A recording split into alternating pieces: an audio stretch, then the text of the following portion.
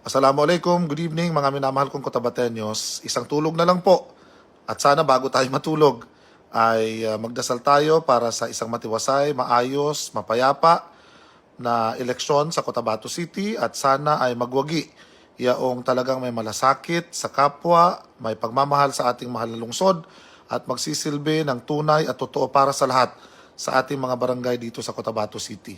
Sa ating mga kandidato, good luck po sa inyo. Sana ay tumulong tayong maging maayos at matiwasayang eleksyon at hindi tayo pag-umpisahan ng anumang hindi ka nais-nais.